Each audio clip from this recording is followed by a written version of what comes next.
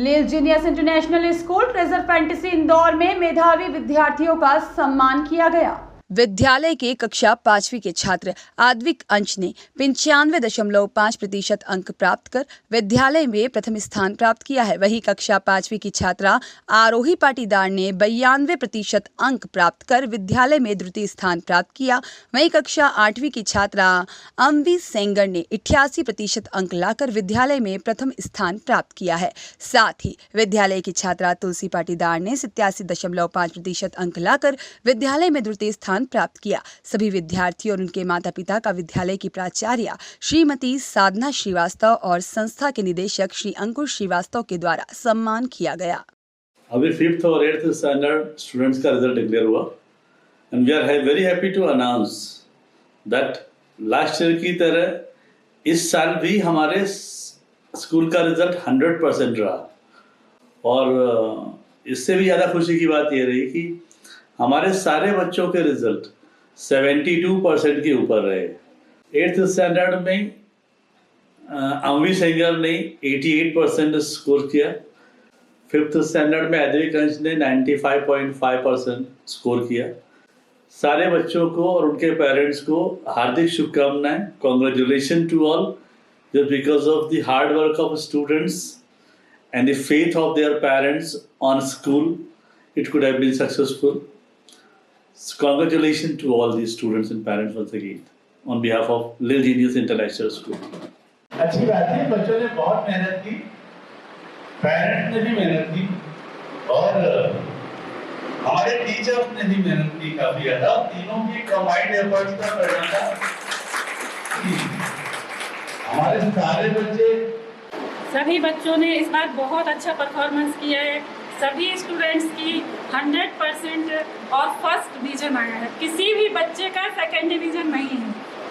Teachers ने बहुत help की हमको पढ़ाने में। डायरेक्टर सर ने हमारी क्लास ली थी तो उसमें हम अच्छे से पढ़ रहे थे।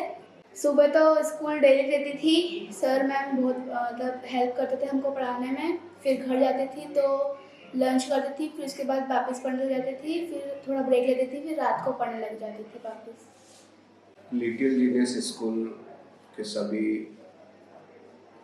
टीचर्स एंड डायरेक्टर सर्स को कांग्रेचुलेशन, जो बच्चों पे इतना ध्यान देके और बहुत एक्सीलेंट जो सपोर्ट किया और डेली बेसिस पे पढ़ाई के साथ साथ में कल्चरल जो है वो एक्टिविटीज़ और जो एक संस्कार देना चाहिए वो बहुत अच्छे से यहाँ पे मिलते हैं और बच्चों पे पर्सनली ध्यान दिया जाता है। बहुत अच्छी चीज़ है और मैं सभी लोगों को बोलूँगा कि खूब बड़े स्कूल्स को चुनने की बजाय ऐसे स्कूल्स को चुनो जहाँ पे आपको बच्चों को पर्सनली ध्यान दिया जाता है और जहाँ पे बच्चों को मतलब उस चीज़ सिखाई जाती है कि आप जीवन में आगे कैसे बढ़ोगे, संघर्ष करना सिखाया जाता है और एक कॉन्फिडेंस जो आता है बच्चों को वो इसी जगह से ही आता है जहाँ पे आपके साथ में हर कोई हर परिस्थिति में खड़ा है।